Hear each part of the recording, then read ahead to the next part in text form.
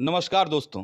आज हम बात करेंगे भारत में हाल ही में चर्चा में आए वक्फ संशोधन बिल 2024 में। इसे समझने के लिए हमें पुराने वक्फ अधिनियम 1995 की कमियों और नए बिल से होने वाले संभावित फायदों पर नजर डालनी होगी। यह एक ऐसा विषय है जो न सिर्फ कानूनी दृष्टिकोण से महत्वपूर्ण है, बल्कि सामाजिक और धार्मिक भावनाओं से भी जुड़ा हुआ है। तो चलिए इसे सरल भाषा में समझते हैं। पुराने वक्फ बिल के नुकसान के बारे में सबसे पहले बात करते हैं। पुराना वक्फ अधिनियम 1995 की जो पिछली कई दशकों से वक्फ की संपत्तियों पर प्रबंधन का काम कर रही थी, इस कानून ने वक्फ बोर्ड को बहुत सारी शक्तियां दी, लेकिन इन शक्तियों का कई बार दुरुपयोग हुआ। आइए कुछ प्रमुख नुकसानों पर नजर डालें। असीमित अधिकार और पारदर्शिता की कमी। पुराने कानून में वक्फ बोर्ड को यह अधिकार था कि वह किसी भी संपत्ति को वक्फ घोषित कर सकता था, बिना ठोस सबूत या दस्तावेज के। धारा 24 के तहत अगर बोर्ड को लगता था कि कोई संपत्ति वक्फ की हो सकती है, तो वह उस पर दावा कर सकता था।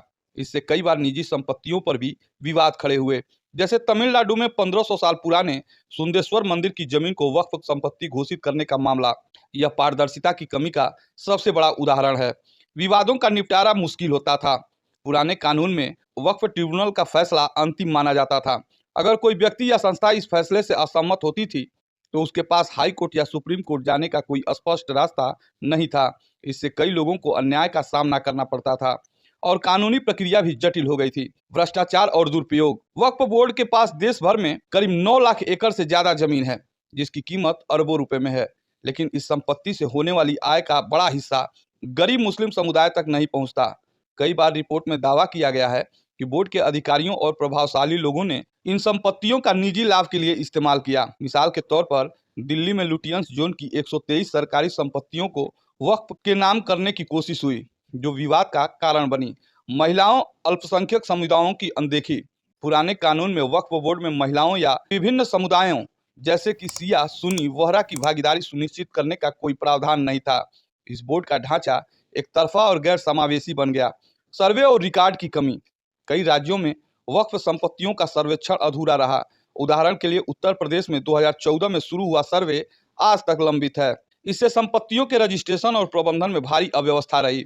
नए वक्फ बिल के फायदे पर अब बात करते हैं। नए संशोधन बिल 2024 की, जिसे सरकार ने इन कमियों को दूर करने के लिए पेश किया। यह बिल 8 अगस्त 2024 को लोकसभा में पेश हुआ। संयुक्त संसदीय समिति की मंजूरी के बाद 2 अप्रैल 2025 को लोकसभा में पास हो गया। आइए इसके प्रमुख फायदों को समझते हैं। पारदर्शिता और जवाबदेही। इस नए बिल में वक्फ संपत्तियों के दावे के लिए अनिवार्य सत्यापन की व्यवस्था की गई है। अब कोई भी संपत्ति बिना दान के वक्फ नहीं माना जाएगा। साथ ही सभी संपत्तियों का विवरण डिजिटल होगा। उनका विवरण केंद्रीय पोर्टल पर अपलोड करना अनिवार्य होगा। इससे वित्तीय हेराफेरी और भ्रष्टाचार पर लगाम लगेगी। न्यायिक समीक्षा का रास्ता। पुराने कानून में ट्रिब्यूनल का फैसला अंतिम था, लेकिन वक्फ से जुड़े विवादों को हाई कोर्ट में चुनौती दी जा सकेगी।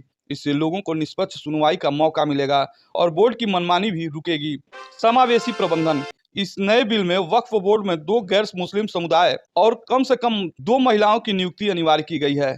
साथ ही सिया, सुन्नी और ओबीसी मुस्लिम समुदायों का प्रतिनिधित्व भी सुनिश्चित होगा। इससे बोर्ड का ढांचा ज्यादा समावेशी और संतुलित बनेगा।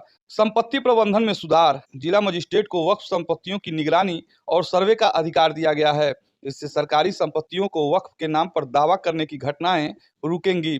साथ ही यह शर्त जोड़ी गई है कि केवल वही संपत्ति दान कर सकता है जो कम से कम 5 साल से इस्लाम धर्म का पालन कर रहा हो। आर्थिक लाभ और सामाजिक कल्याण। सरकार का दावा है कि इस बिल से वक्फ संपत्तियों को बेहतर इस्तेमाल होगा, जिससे सालाना 120 अरब रुपए तक का राजस्व पैदा हो सकता है। यह पैसा गरीब मुस्लिम महिलाओं, बच्चों और अन्य जरूरतमंदों के कल्याण में लगाया जा सकता है। अब आइए इसका निष्कर्ष जानते हैं। पुराना वक्फ अधिनियम अपनी कमियों के कारण विवादों और भ्रष्टाचार का केंद्र बन गया था। यह न सिर्फ मुस्लिम समुदाय के लिए बल्कि पूरे देश के लिए एक चुनौती था।